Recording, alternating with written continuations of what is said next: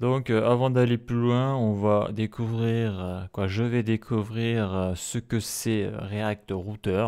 Et donc pour ça, on va aller voir le site officiel. Donc là, on est sur le site officiel reactrouter.com. Donc actuellement, on est à la V6. Donc on remarquera que sur YouTube ou autre plateforme, il y a beaucoup de tutoriels sur React Router, mais sur la V5. Donc il y a des différences entre la V5 et la V6. Donc qu'est-ce que l'on apprend ici? Se rapprochant d'une décennie de routage côté client, React Router V6 reprend les meilleures fonctionnalités des versions précédentes et de son projet frère Reach Router, dans notre package le plus petit et le plus puissant à ce jour. Reach. Atteindre. Donc on a lire la doc, commencer le tutoriel. Donc c'est utilisé par plusieurs grandes sociétés. Donc là on a les routes imbriquées. Nested route. Alors c'est quoi? La plupart des applications ont une série de mises en page imbriquées autour des sections principales de la page. Ces mises en page sont presque toujours couplées à des segments d'URL. Donc là on a un exemple. App s'affiche, je descends. Ouais c'est ça, là on voit que le composant salle s'affiche. C'est pas mal leur truc là. Chaque application a une mise en page racine qui est toujours rendue. Cette partie est facile, quel que soit le routeur que vous utilisez. Mais à mesure que des segments sont ajoutés à l'URL, de nouvelles mises en page sont ajoutées à l'interface utilisateur. Donc là, il y a Invoice qui est apparu. Parfois, cela devient assez profond et vous devez répéter ces hiérarchies de mise en page sur toutes les routes de l'application. Il n'est pas rare d'avoir 4 niveaux de mise en page. Donc il y a le composant Sale, Invoice, Seize et Invoice. Donc oui, en partant d'app, ça fait 1, 2, 3, 4. Donc Sales, c'est les ventes. Ouais, c'est ça. Sales. Et Invoices, c'est les factures. On voit que Google, il est bugué là. Invoice. Invoices. Donc là, on a des routes qui sont apparues. Là, on voit un peu comment c'est foutu. Avec React Router, tout cela est intégré. Les itinéraires imbriqués ajoutent à la fois des segments à l'URL et des mises en page à la hiérarchie de l'interface utilisateur. Au fur et à mesure que l'URL change, vos mises en page changent automatiquement avec elle. Donc ça, c'est intéressant. C'est ce que je vais faire sur ma petite application. Donc là, on voit le terme route, le terme pass. Donc le pass, c'est le chemin. Et le terme element. Ok. Là, on a learn more. Donc ça, j'y reviendrai après. Donc si on descend, qu'est-ce que l'on voit de plus? Le ranked route, c'est quoi ça? Ranked route. Itinéraire, les routes classées. Parfois, une URL peut correspondre à plus d'un modèle de route. React Router classe vos itinéraires et choisit le meilleur. Teams, Teams ID, ok. GitHub Users, 2,4 millions, 600 contributeurs, 3,6 millions de téléchargements sur NPM. Donc 70% des applications React l'utilisent. Donc React Router est développé par la team Remix. Ok. Et on voit que là, c'est les exemples de code et la documentation est CC 4.0. Donc ça veut dire, alors vous êtes autorisé à partager, copier, distribuer et communiquer le matériel par tout moyen et sous tous les formats, adapter, remixer, transformer et créer à partir du matériel pour toute utilisation, y compris commerciale. Donc c'est Attribution 4.0 international CC by 4.0. Ok, d'accord. Donc si on revient tout en haut, donc on a la documentation que l'on voit ici. On a les resources construits avec Remix. React Router est construit et maintenu par l'équipe Remix. Vous pouvez suivre le développement de React Router en suivant nos ressources sur le web. Donc ils ont un GitHub, Twitter, YouTube, Stack Overflow. Donc si on regarde GitHub vite fait là, donc on voit qu'il y a quand même eu 5256 commits. Et si on va sur Stack Overflow, d'accord, question tagged. Questions tagged. React Router. Question taguée, ok, donc ça c'est pour les recherches sur React Router spécifiquement. Donc tout est en anglais là. Et si je vais sur NPM, et on apprend que sur les 7 derniers jours, il a été téléchargé plus de 8 millions de fois. C'est énorme. Donc le package React Router est le cœur de React Router et fournit toutes les fonctionnalités de base pour React Router DOM. Donc ça c'est pour le navigateur et React Router Native. Donc ça c'est pour faire des applications mobiles avec React Native. Donc c'est ça qui est bien, c'est quand tu apprends React Router, tu l'apprends pour l'utiliser sur le navigateur et sur application mobile, comme React. Sauf qu'avec React, il faut aussi apprendre React Native. Si vous utilisez React Router, vous ne devez jamais importer quoi que ce soit directement à partir du package React Router, mais vous devez avoir tout ce dont vous avez besoin dans React Router DOM ou React Router Native. Ces deux packages réexportent tout de React Router, ok. Si vous souhaitez étendre React Router et que vous savez ce que vous faites, vous devez ajouter React Router en tant que dépendance homologue et non une dépendance régulière dans votre package. D'accord, ok. Donc si on revient sur la documentation ici, donc nouveau React Router, ouais, c'est le cas. Familiar, non. Familier, non. Aller en profondeur. Questions fréquentes, ok. Donc on voit qu'on a la documentation, donc docs-home. Donc là on a l'accueil, l'API référence, ok. Donc là on voit à chaque fois là, ici à gauche on a le sommaire principal. Quand on clique dessus, les données s'affichent au milieu. Et à droite, là, on a le sommaire de la page que l'on est en train de consulter, là, qui a été sélectionné ici. Donc ça, c'est pas mal, cette interface-là. Après, ici, là, ils n'ont pas mis le mode jour-nuit, là, c'est dommage. Le dark mode, il n'y est pas, là. Donc les références, Boswell Router, ok, bon, là, il y a pas mal de trucs. Le leak, on l'a vu un petit peu, là, sur un code, là. Navlink, ok, pour ça.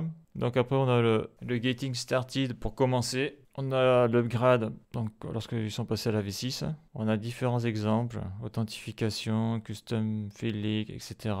Modal, il y a du code aussi que l'on peut voir. On a le guide server-side rendering, donc ça c'est pour rendu côté serveur. Bon là j'y suis pas encore moi. Moi mon rendu je le fais côté client sur le navigateur. Donc si je clique sur, donc là on a l'installation, là on a l'overview. Donc l'overview c'est l'aperçu, hein. Donc on voit qu'il y a tous ces points là, donc on installe, on configure les routes, on fait la navigation, on peut lire donc l'URL, on peut lire les paramètres dans l'URL, les routes imbriquées, l'index des routes, les liens relatifs, lorsque la route n'est pas trouvée, différentes routes ensemble et les routes descendantes. Donc ça c'est l'overview, ok. Donc là après on a les main concepts, donc ça c'est pour entrer en profondeur, plus en profondeur sur les concepts de React. Là, on voit le terme location, le terme history, donc il y a pas mal de trucs. Et bon, là ce qui va être intéressant pour moi c'est le tutoriel. Donc là on a un tutoriel, introduction, installation, connecter l'URL, ajouter des liens, ajouter des routes, mettre des routes imbriquées, bon, etc.